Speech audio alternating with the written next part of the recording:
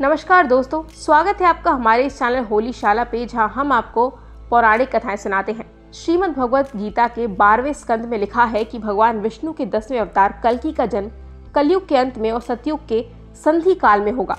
जैसा कि हम सभी जानते हैं, भगवान विष्णु के अवतार हमेशा से हर युग के अंत में होता है। जैसे राम अवतार त्रेता युग के अंत में हुआ था, और जैसे ही राम अवतार की सदगति होती है, वैसे ही द्वापर युग की शुरुआत होती है। वैसे ही द्वापर युग के अंत में कृष्ण अवतार हुआ और कृष्णा की सदगति होते ही कलयुग प्रारंभ होता है। वैसे ही कलयुग के अंत में कल्कि अवतार होगा और अवतार का कार्य समाप्ति के बाद सतयुग का पुनः आगमन हो जाएगा।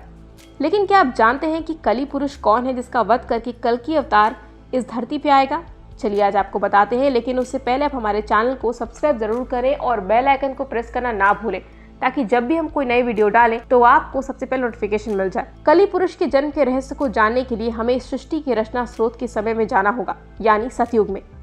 एक बार ऋषि दुर्वासा इंद्र देवता से मिलने स्वर्गलोक गए हुए थे, परंतु इंद्रदेव वहां नहीं थे। वे किसी राक्षस का वध करके अभी स्वर्गलोक आए हुए थे।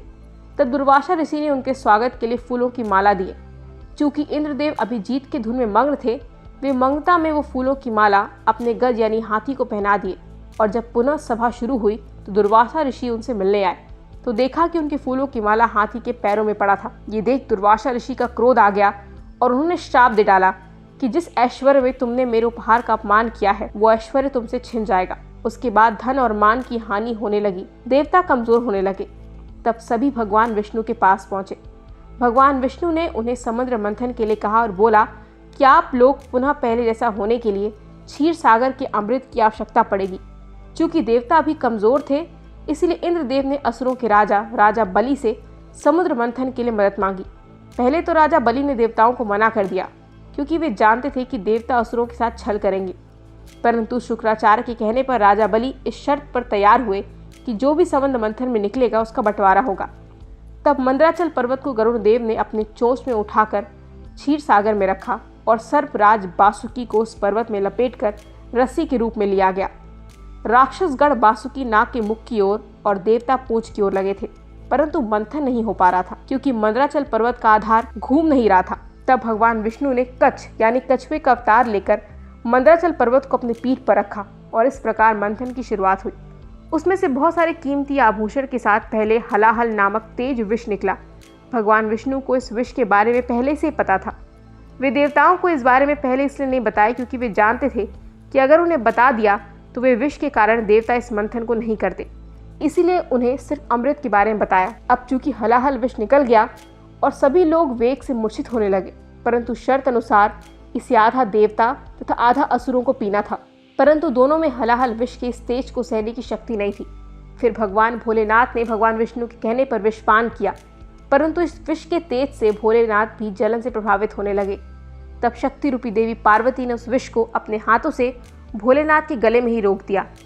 इस विष के प्रभाव से भोलेनाथ का कंठ नीला पड़ गया और तब से भोलेनाथ का नाम निकंठ पड़ गया। परंतु इस क्रिया में विष की एक बूंद राक्षस कली में मुख में जा गिरा और कली का शरीर तो खत्म हो गया। और फिर आगे जब मंथन हुआ तो उसमें से कामधेनु गाय निकली, जिसे ऋषियों ने रखा।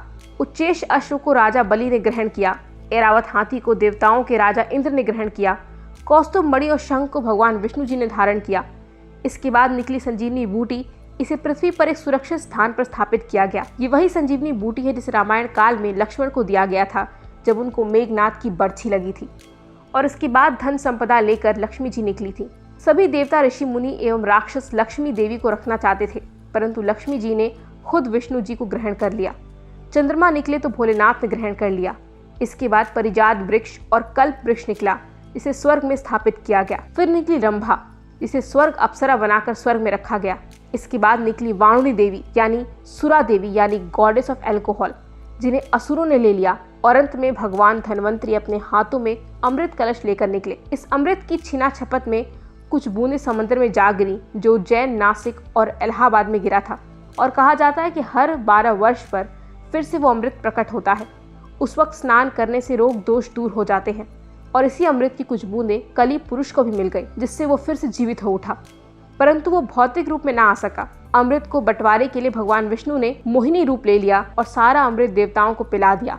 परंतु राहु और केतु 2 राक्षस देवताओं का रूप लेकर अमृत पी लिए थे, तो भगवान विष्णु ने उनका सर काट दिया। परंतु अमृत पीने के चलते वे अमर हो चुके थे। इसीलिए राहु और केतु अब भी पिंड यानी गृह रूप में जीवित हैं। कली पुरुष अभी भौतिक रूप में नहीं आया है, परंतु वो अपनी शक्तियों से इंसान पर काबू पा सकता है और कलयुग के अंत में वो भौतिक रूप में भी आ जाएगा। तब वो पाताल लोक से असुरी शक्ति को आज़ाद करके इंसानों पर राज करेगा।